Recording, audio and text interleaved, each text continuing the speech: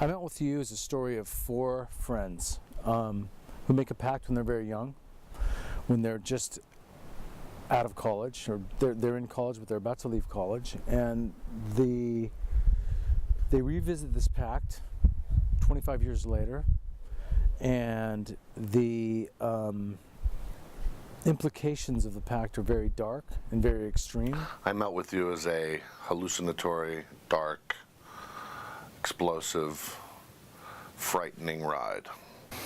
I Met With You is an experimental journey that captures a weekend of four high school and college friends that reunite every year to sort of relive the glory of their youth. I Met With You is a film about friendship gone awry.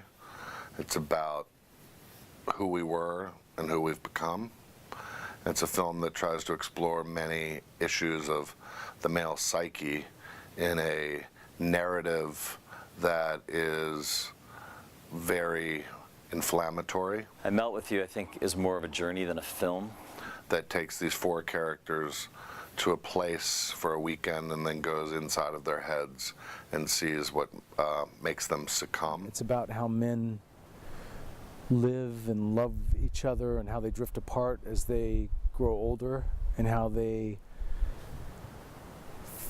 fail to find the things in their lives that sustain them that they had when they were younger. You know, it's a movie that is not for everybody, but I think if you've experienced the past and questioned the present and fear for the future, it could speak to you.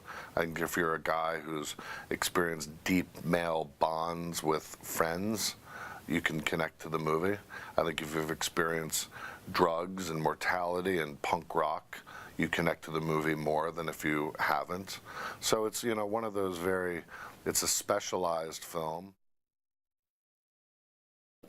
Glenn Porter and I have known each other for many years, going back, starting in advertising in New York in the 90s, and always, you know, we're friends, and we were working on a couple of other screenplays, and he had aspirations before, you know, of not being just in advertising.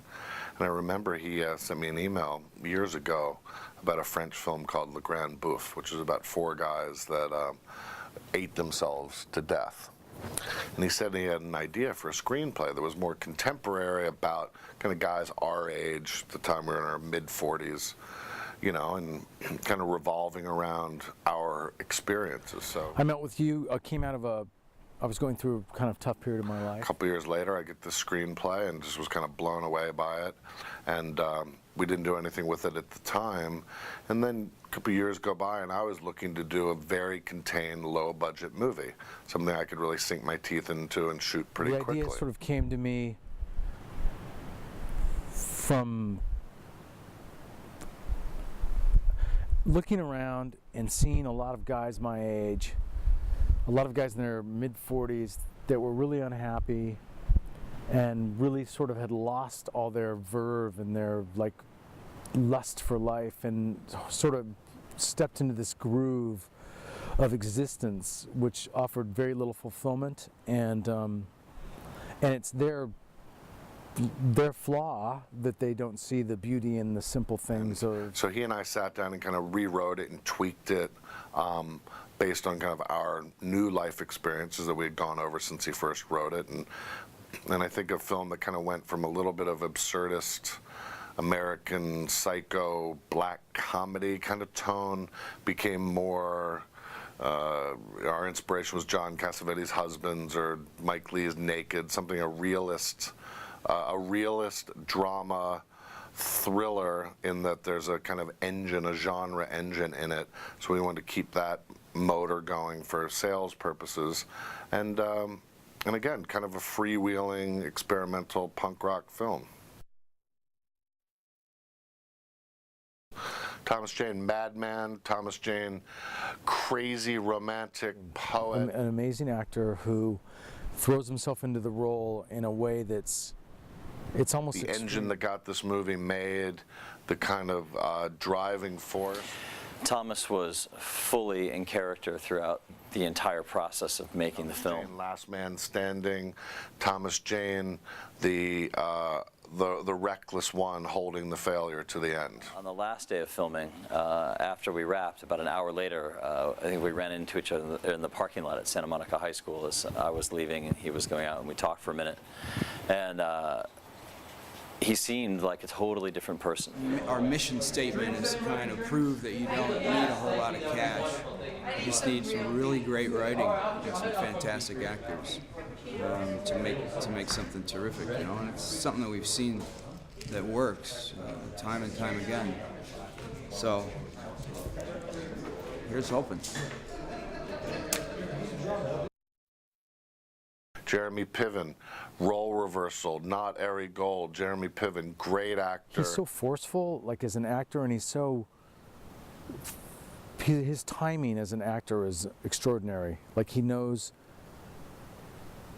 when he's with another actor, another two actors or three actors, it's like he's a band member. Like he knows the rhythms. Jeremy Piven, very brave. He is this guy who wants to be the man with the plan, like take care of everything, and because he's got that enthusiasm in him as an actor and that sort of bravado. Jeremy Piven really stepped up and did something that I think people are going to notice. Goes off the proverbial cliff and it's just lets it all out and is revealed as a shell of a man. And again, just an intense performance from Jeremy, who always brings it to every scene. Yeah, good evening. How are you? And welcome to Big Sur. I'm a stranger here myself.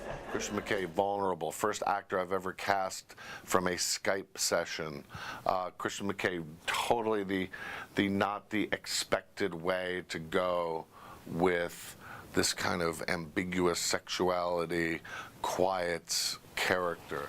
Such a core of the movie because he's such a warm guy in real life.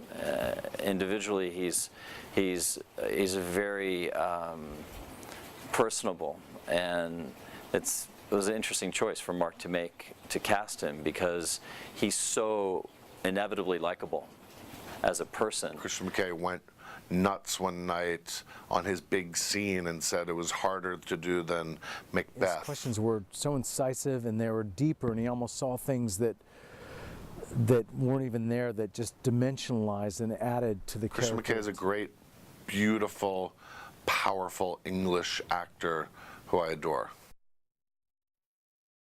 I don't think anyone's ever seen Rob Lowe like this, and I think Rob Lowe was drawn to the project because of Mark Pelling. Rob Lowe, the consummate professional, one of the funniest men I've ever met.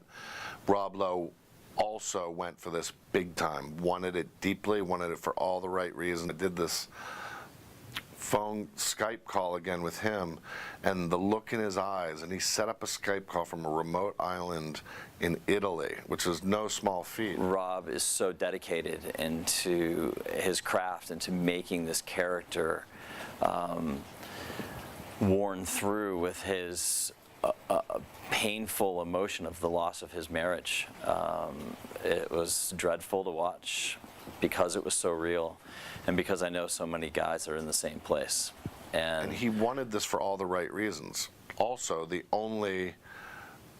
a guy playing a drug-addicted doctor who's 21 years sober. In this kind of jagged, mad, extreme role is just fantastic, and he's thrown himself into it with abandon, and it's marvelous to watch. Now you bring him down and you lay him down, and I'm going to give you a place where I'm really going to let you guys try and get his head. This was, I mean, part of it, I wasn't playing anything that I had planned or anything like that. It just naturally, organically came, but also I've been tracking the next 11 pages. Yeah. After that, I'm checked out. After the scene? I mean, I'm checked out, and it's in the writing. Sasha Grey was great. The character of Raven was this very trippy kind of angel of death, and we were, auditioning some people, and just out of the blue, my casting director said, Sasha Grey is going to come in and read, and I said, cool. in this scene that she has with Christian, that she describes what nirvana or the afterlife is, and you see the pain in his eyes and the sort of intensity of hers. There's this connection between them that is so real and so I said, powerful. I want to see the tape, and she just was perfect in it. She just nailed it and was great. So casting her, obviously, her name and reputation helped the buzz of the movie, helped push it forward even more. But beyond that, I never would cast anybody just for that reason. She was fantastic. She was serious. She was focused. She did a great job. And even more so, when she did the ADR, we had to replace almost all of her dialogue in the big scene with Christian, and she nailed it. She was even better. Now that, to me, if you nail ADR 4 months after shooting, that's the mark of a pro. The party scene is this crazy hallucinatory kind of, you know, it's the peak of their debauchery. These guys get there, and they, you know, what starts off as one fun evening of 4 becomes some, you know, they go to the beach, they go on the boat, they do these things, yet when they meet at a party scene and invite these young kids there, male and female, what they are really doing is they're altars. These kids are kind of mirrors of themselves. They're kind of younger versions of themselves in their idealism, in their different philosophies and outlooks on art, on commerce, on literature, on meaning, on medicine, on science. So what these kids, who are all really terrific, what they did was they gave us the chance in the story for our characters to kind of collapse, for them to kind of see their uglier side, to see the side that they weren't anymore, for them to kind of be turned off by their idealism, by their idea that anything is possible, and this romantic quality. Again, when you're younger, when you think everything's going to be great, these are guys that are at points in their life that aren't great, and they're fueled by drugs and alcohol, and in ugly ways show their true selves. The dunes were a location up in Monterey, north of Monterey. Not at all scripted. What was scripted was Tom, Jane, and Christian. Richard and Tim went out for a joyride, just spinning around. They got stuck in the sand, and the other 2 guys came and picked them up. Well, when we were scouting places to help tell the story, we found these incredible dunes that I just thought were amazing, and found this other kind of